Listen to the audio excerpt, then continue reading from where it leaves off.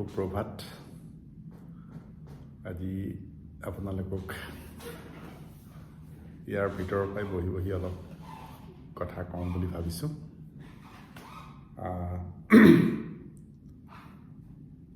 স্বাস্থ্য সকলোৰে কাৰণে খুব জৰুৰী। স্বাস্থ্যৱান মানুহ সকলোতে উন্নতি কৰিব পাৰে, আৰু যদি আপোনাৰ স্বাস্থ্য ভাল নাথাকে তেতিয়াহ'লে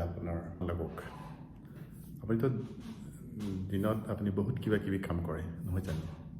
ৰাতিপুৱা উঠাৰ পৰা ৰাতি শোৱালৈকে এই যে পৰিক্ৰমা, ৰাতিপুৱা ধৰক আপোনালোকে 6টাত উঠিলে বা 7টাত উঠিলে, ৰাতি 11টাত শুলে, 10টাত শুলে, বা কিছুমানে 12টাত শুৱে। এই আপোনাৰ ৰাতিপুৱা উঠাৰ পাছত আপুনি বিভিন্ন ধৰণৰ কাম কৰিলে, ৰাতিপুৱা উঠি আপুনি হয়তো ভগৱানক স্মৰণ কৰি বিচনাৰ পৰা নামিলে, তাৰপাছত আপুনি দাঁত ব্ৰাছ কৰিলে, চাহ খালে, তাৰপাছত বিভিন্ন ধৰণৰ কাম কৰিলে, তাৰপিছত অফিচলৈ আহিলে, অফিচৰ কাম কৰিলে, আকৌ অফিচৰ কাম শেষ হোৱাৰ পাছত আপুনি ঘৰলৈ গ'ল, মোবাইল চালে, বা আপুনি ঘৰত ফেমিলিৰ লগত সময় কটালে, ভাত খালে, আঞ্জা খালে, টিভি চালে, কম্পিউটাৰ চালে। এই যে বিভিন্ন কাম কৰি আছে, আপুনি কৰি আছে, সকলোৱে কৰি আছে, ময়ো কৰি আছোঁ। বহুত কাম কৰিছোঁ, কিন্তু আপুনি নিজৰ কাৰণে, নিজৰ স্বাস্থ্যৰ কাৰণে কেইটামান কাম আকৌ সদায় কৰক, কৰিবচোন। কাৰণ আপোনাৰ স্বাস্থ্যটো আপুনি নিজেই চম্ভালিব লাগে। বেলেগে হয়তো আপোনাক ক'ব স্বাস্থ্যৰ কথা, কিন্তু একমাত্ৰ আপুনি আপোনাৰ স্বাস্থ্য নিজে চম্ভালি থাকিব লাগিব। কাৰণ খোজ কাঢ়িব লাগিব আপুনি নিজেই, খাব লাগিব আপুনি নিজেই, শুব লাগিব আপুনি নিজেই। গতিকে আজি মই তেনেকুৱা আপোনালোকক 10টা কথা ক'ম, আৰু সেই কথাকেইটা বৰ বিশেষ কৰিব নোৱাৰা কাম নহয়। সেইকেইটা কাম আপোনালোকে সদায় কৰিব, দেখিব আপোনালোকৰ স্বাস্থ্য দিনক দিনে ভাল হৈ আহিছে। আৰু এই ভিডিঅ'টো আপোনালোকে চাই থাকিব শেষলৈকে, বৰ দীঘলীয়া ভিডিঅ' নহয়। আৰু এমাহ 2মাহ পাছত যেতিয়া আপুনি সদায় এই কামকেইটা কৰি থাকিব, তেতিয়া আজিৰ স্বাস্থ্যৰ খতিয়ান আৰু এমাহ 2মাহ পাছত আপোনাৰ স্বাস্থ্যৰ খতিয়ান, এইকেইটা কাম কৰাৰ পাছত চাব। প্ৰথম কথা, বেলেঞ্চ ডায়েট, মানে সন্তুলিত আহাৰ। আমি সন্তুলিত আহাৰ খাব লাগে। সন্তুলিত আহাৰ মানে কি? যি আহাৰত প্ৰটিন, কাৰ্বহাইড্ৰেট, ফেট বা চৰ্বি, বিভিন্ন ধৰণৰ ভিটামিনছ, নিউট্ৰিয়েণ্টছ থাকে, সেইখিনি হৈছে সন্তুলিত আহাৰ। গতিকে আপুনি সদায় যিখিনি খায়, কাৰণ আপুনি খাবই লাগিব, নোখোৱাকৈ আপোনাৰ মেচিন নচলে, আপুনি চলিব নোৱাৰিব। গতিকে যিখিনি খায় সেইখিনি সদায় সন্তুলিত হ'ব লাগে। যেনেকৈ খোৱা তালিকাত সদায় আপোনাৰ শাক পাচলি, ফল মূল আদি ৰাখিব। প্ৰটিন বেছিকৈ খাব, বিশেষকৈ উদ্ভিদজাত প্ৰটিন, আৰু হেল্থি ফেটছ মানে ধৰক মাছ বা বিভিন্ন উদ্ভিদজাত যিবিলাক আপোনাৰ বাদামজাতীয় খাদ্য থাকে, সেইবিলাকত ফেটছ থাকে। এই ধৰণৰ বস্তুবোৰ আপোনালোকে সদায় খাদ্য তালিকাত ৰাখিব। এইটো হ'ল প্ৰথম কথা। এতিয়া দ্বিতীয়টো আপুনি কি কৰিব? পানী। আপোনাৰ দেহটোৰ 75% হৈছে পানী। গতিকে পানী আপোনাৰ যদি পৰ্যাপ্ত পৰিমাণে দেহত নাথাকে, তেতিয়াহ'লে আপোনাৰ বিভিন্ন সমস্যাৰ সৃষ্টি হ'ব পাৰে। বা বেছিকৈ যেতিয়া পানী আপোনাৰ দেহত নাথাকে, তেতিয়া কি হয়? আমি আমাৰ মেডিকেলৰ ভাষাত কওঁ ডিহাইড্ৰেশ্যন। ডিহাইড্ৰেশ্যন হ'ব পাৰে আৰু ডিহাইড্ৰেশ্যন বেছি চিৰিয়াছ হ'লে আপোনাৰ বহুত বিপদজনক পৰিস্থিতিৰ উদ্ভৱ হ'ব পাৰে গতিকে আপুনি দিনটোত পৰ্যাপ্ত পৰিমাণে পানী খাওক 2 বা 3 লিটাৰ মানে 8 বা 10 গিলাচ 200 ml গিলাচে অন্ততঃ 10 গিলাচ বা 8 গিলাচ পানী নিয়মিতভাৱে খোৱাৰ অভ্যাস কৰক কাৰণ আপোনাৰ যে দেহত আপুনি হয়তো গম পোৱা নাই বিভিন্ন ধৰণৰ বিক্ৰিয়া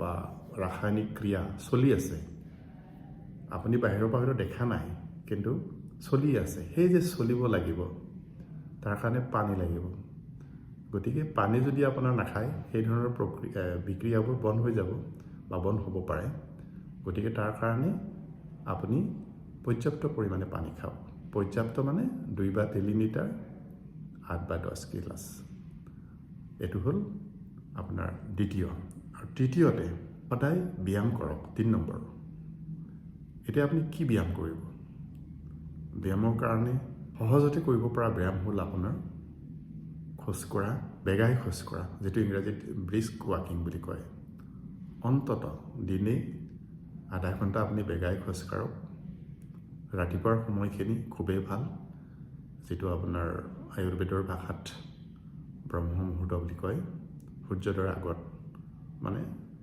4:30 4টা এইখিনিৰ পৰা আৰম্ভ হয় গতিকে আপুনি দৈনিক আধা ঘণ্টা খোজকাঢ়ক বেগাই খোজকাঢ়ক বা আপুনি ঘৰতো কৰিব পাৰে প্ৰাণায়াম যোগা বা চাইকেল চলোৱা দৌৰা সাঁতোৰা এইবোৰো কৰিব পাৰে যিয়ে নকৰক মুঠতে আপুনি আধা ঘণ্টা দৈনিক এক্সাৰচাইজ কৰক আজিৰ পৰা 4 নম্বৰত আপুনি কি কৰিব গেট কোৱালিটি স্লিপ ভাল টোপনি মাৰ ব্যৱস্থা কৰক ভাল টোপনি কেনেকৈ আহিব আপোনাৰ আপুনি অন্ততঃ দিনত 7-8 ঘণ্টা ভালকৈ টোপনি মাৰিব পাৰিব লাগে কিন্তু আজি আমাৰ যেনেকুৱা সবেই অলপ নহয় অলপ আপোনাৰ টেনশ্যনত থাকে ষ্ট্ৰেছত থাকে গতিকে টোপনিটো ইমান ভাল বুলি আপুনি ক'ব নোৱাৰে গতিকে যিমান পাৰে 7-8 ঘণ্টা নোৱাৰিলেও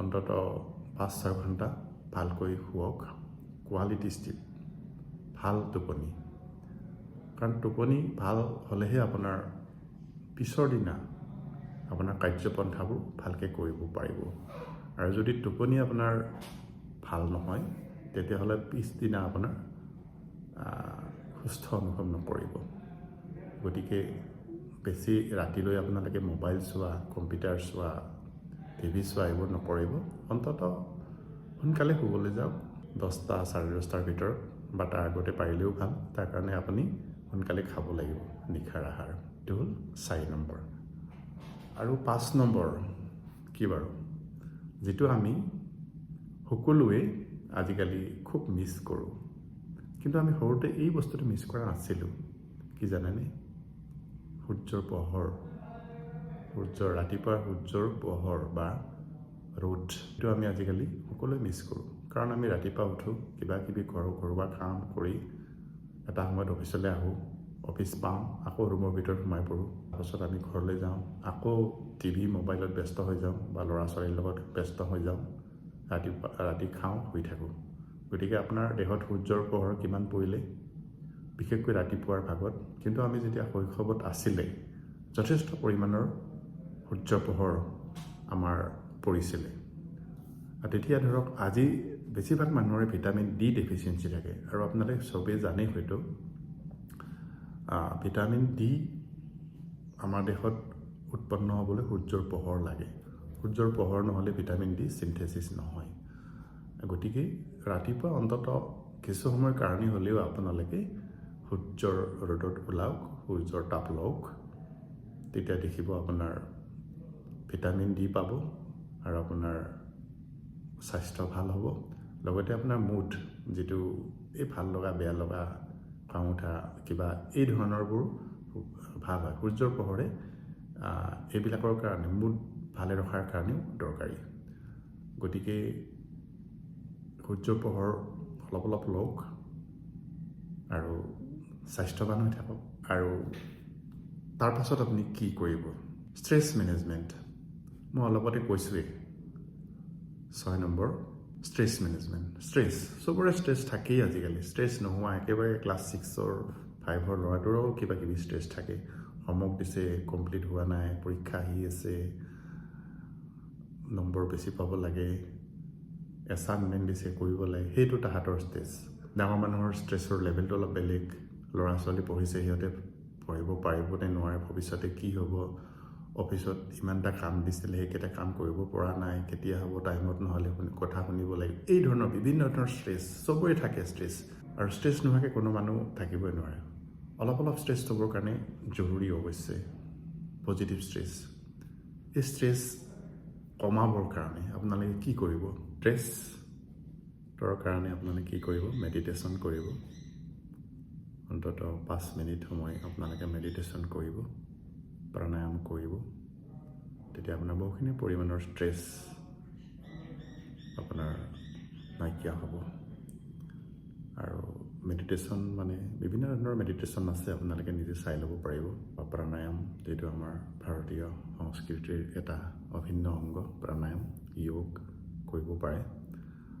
আৰু 7 নম্বৰ কথা, আপোনালোকে ধূমপান নকৰিব, বা কৰিছে যদি বাদ দিয়ক। আৰু মদ্যপান লিমিট কৰক। কাৰণ ধূমপান আমাৰ স্বাস্থ্যৰ কাৰণে ক্ষতিকৰ, এইটো কাৰো দ্বিমত নাই। গতিকে ধূমপান নকৰিব। মদ্যপান যদি কৰেও লিমিট। কাৰণ মদ খোৱাৰ পৰাও বিভিন্ন ধৰণৰ ৰোগ আপোনালোকৰ হয়, গম পাইছে। বিশেষকৈ আজি খুব সঘনাই হোৱা এটা বেমাৰ হ'ল ফেটি লিভাৰ। ফেটি লিভাৰ মদ্যপান কৰা লোকৰ মাজত বহুত বেছি, নকৰাৰো হয়, কিন্তু যিবিলাকে খুব বেছি মদ খায় তেওঁলোকৰ বেছি হয়। বাকী মদ্যপানৰ ফলত বাকী যিবোৰ আপোনাৰ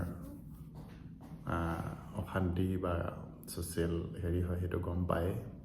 ঘৰুৱা অশান্তি, ৰাস্তা ঘাটৰ অশান্তি, দুৰ্ঘটনা, ঢেৰ কিবা কিবি মদ্যপানৰ লগত ৰিলেটেড কিছুমান কথা আছে। গতিকে মদ খালেও কমকৈ খাব, আৰু ধূমপান একেবাৰে নকৰিব। 8 নম্বৰ এটা গুৰুত্বপূৰ্ণ, সেইটো হ'ল হাইজিন, পাৰ্চনেল হাইজিন। আপোনালোকে পাৰ্চনেল হাইজিনটো এটা স্বাস্থ্যৰ খুব দৰকাৰী কথা। ৰাতিপুৱা ব্ৰাছ কৰাৰ পৰা দৈনিক গা ধোৱা, কাপোৰ ধোৱা, এই সকলোখিনি আপোনাৰ পাৰ্চনেল হাইজিনত আহি যায়। গতিকে আপোনাৰ পাৰ্চনেল হাইজিনটো মেইনটেইন কৰিব। কাৰণ যেতিয়া আপোনাৰ পাৰ্চনেল হাইজিন ভাল হয়, সঠিক হয়, তেতিয়া আপোনাৰ বহুত ধৰণৰ বেমাৰৰ পৰা আপুনি নিজেই হাত সাৰি থাকিব পাৰিব। আৰু 9 নম্বৰ কথা, ষ্টে কানেক্টেড। সকলোৰে লগত মিলিজুলি থাকিব, ছ'চিয়েল হৈ থাকিব, ৰিজাৰ্ভ হৈ নাথাকিব। আৰু যেতিয়া আপোনালোকে সকলোৰে লগত বন্ধু বান্ধৱৰ লগত মিলিজুলি কথা পাতে বা হাঁহি ধেমালি কৰে, তেতিয়া আপোনাৰ যিটো ষ্ট্ৰেছ সেইটো বহুখিনি কমাই দিয়ে। আৰু গতিকে আপোনালোকে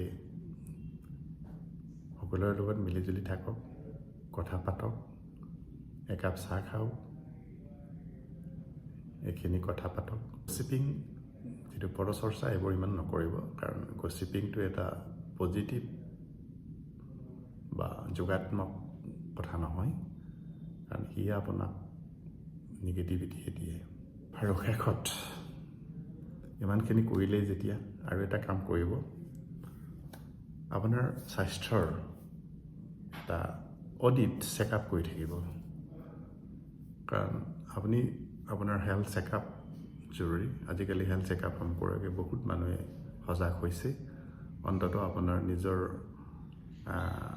blood sugar, blood pressure, weight, এইকেইটা আপুনি নিজেই চাব পাৰে। তাৰোপৰি মাজে মাজে আপোনাৰ বছৰত অন্ততঃ এবাৰ বিভিন্ন ধৰণৰ যিখিনি আপোনাৰ টেষ্ট সেইখিনি কৰাব পাৰে। আৰু যদি আপোনাৰ বয়স 45 বছৰৰ ওপৰ, তেনেহ'লে আপোনাৰ অলপমান স্বাস্থ্যত আপুনি ধন বিনিয়োগ কৰক। যেনেকৈ জিমলৈ যাব পাৰে বা চাইক্লিঙৰ কাৰণে ভাল চাইকেল কিনিব পাৰে, ঘৰতে আপোনাৰ কিছুমান বস্তু কিনিব পাৰে, ট্ৰেডমিল জাতীয় এনেকুৱাবোৰ। গতিকে এইখিনি কাম কৰক, স্বাস্থ্য আপোনাৰ ভাল হ'ব।